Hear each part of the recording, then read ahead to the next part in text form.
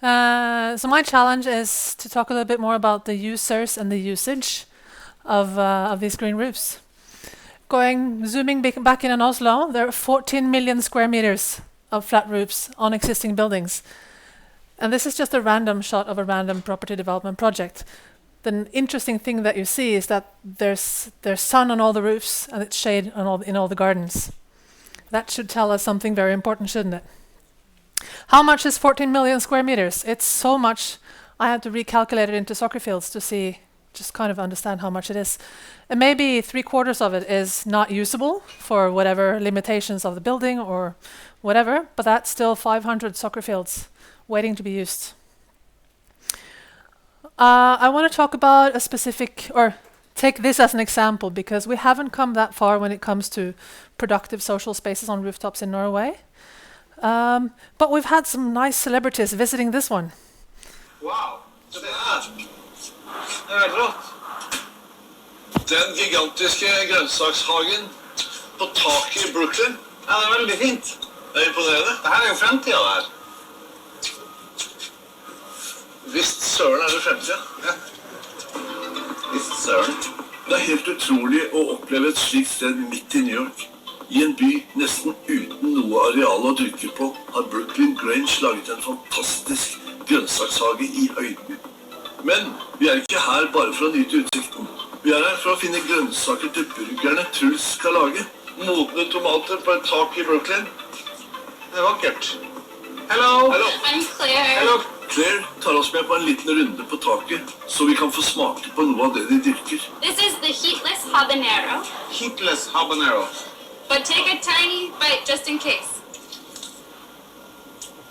Very good. So we use all of these different hot peppers that you see grown here, a combination of the sweet and the spicy to make our signature hot sauce. Okay. That I have some for you guys to try. Okay. I didn't know that you could grow a habanero without spice. Science. It's amazing. Det er ganske mange ting du ikke vet. Should we get out of the sun? Yeah. Yes. Very hot.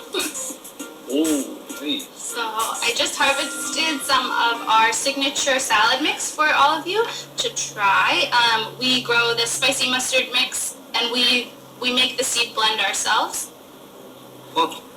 Very, very good. Nice. But it's a nice blend, so Yeah. you don't have to do much to make it, the perfect side salad. That's so nice. Enn om noe her vi burde hatt på burgeren, egentlig. Jeg likte veldig godt de der horseradish-bladene.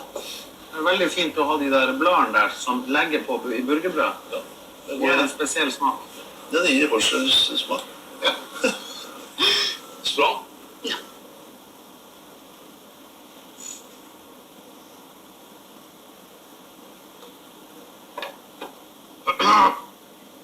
It's not that strong.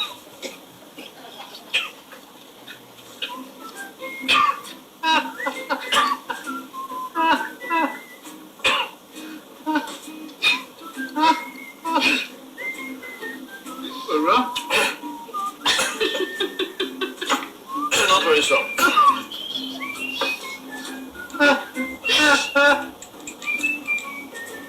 Honey, du vet, hvis det er veldig sterk. Nå er det veldig sterk. Men ha på søte ting. Maybe another one of these.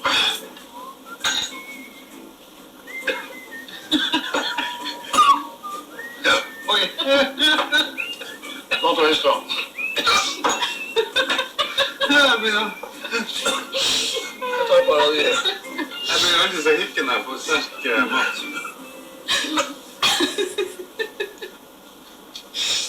That's why we have these. Ja. Slutt. Du sitter og tuller, du. Nei, jeg gjør ikke det. Ta plass på. Jeg hikker alltid når jeg får sterk mat.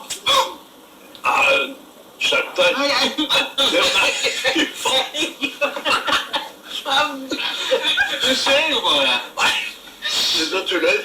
Jeg tror ikke det holder. Du ser, jeg klarer ikke å legge i det. Jeg klarer ikke å legge i planlagt.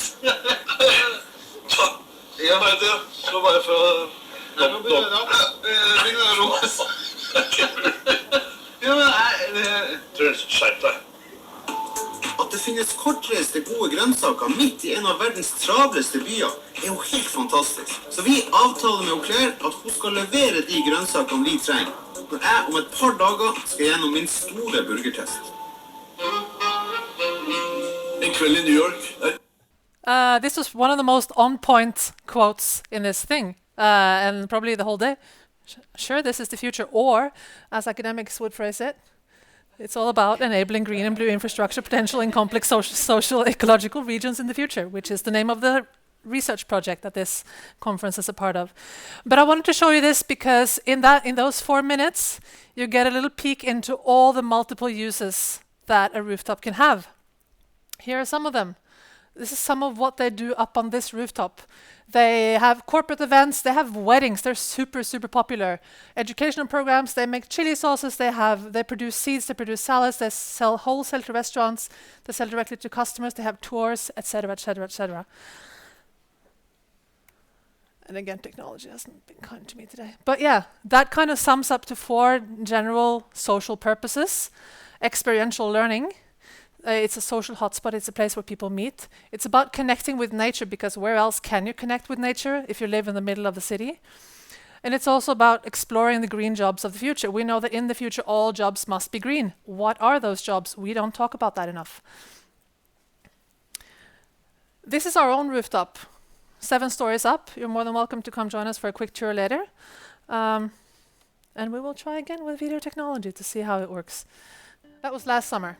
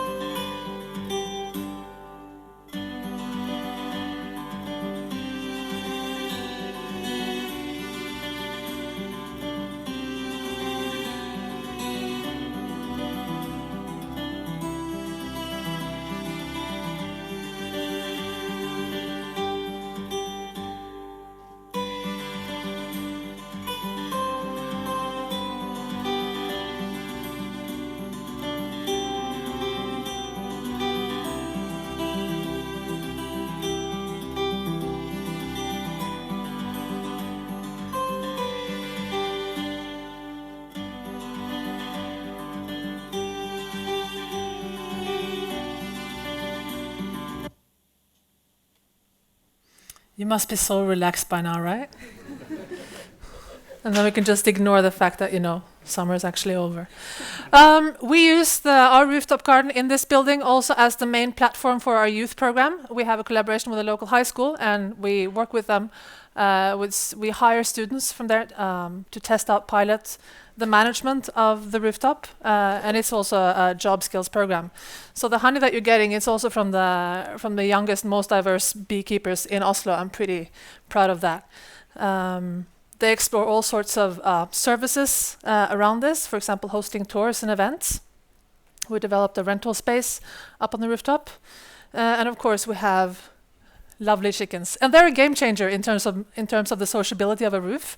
It makes people talk together. Rune mentioned it, but in terms of biodiversity, there was nothing up here when we started the rooftop garden 3 years ago, and now it's buzzing with every conceivable insect that you'd imagine in this area. It's also a very important rooftop meeting spot for people in this building and also for different events. But the key thing I wanted to emphasize for you, I was at a really interesting presentation a few years ago from the Happiness Research Institute in Denmark. Where else would you have a Happiness Research Institute, right? But they were talking about the seasonality of social needs in Scandinavia. And they talked about how in winter we don't socialize a lot, and that's normal. And then we're hyper mega social in summer. So when we think about these green roofs, we think that, but they only provide a social space for a few months a year. But it's the few months of the year that we need them.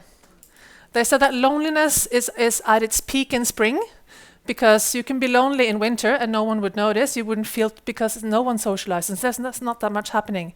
But in spring, everyone's so hyper-social. So these rooftops can provide a fantastic arena to actually break down urban loneliness, which is, I think, one of our key challenges now that we don't talk about enough, and also into the future. And of course, it has to do with the combination of people, planet, and profit. We have to make the sustainable business models around this, because this cannot be run as volunteer projects. Like Helene mentioned, if you want a roof, it needs to look good. You can't expect volunteers to take care of it, or neighbors. People are on holidays, and then you come back in August and it looks crap, and then you've invested a lot of time and money into something that isn't attractive at all. For us, it's also about the Sustainable Development Goals, and we see that these rooftop gardens actually fulfill a ridiculous amount of the Sustainable Development Goals that we should all be working towards. First, we thought it was most about sustainable cities and communities and responsible consumption and production, but we're looking more and more into the business and entrepreneurship side of it and creating the green jobs of the future that we need, and this is part of it. You're more than welcome to join us for a brief tour at the end of the program. And that's all I have time to say. Follow us on Instagram. Thank you.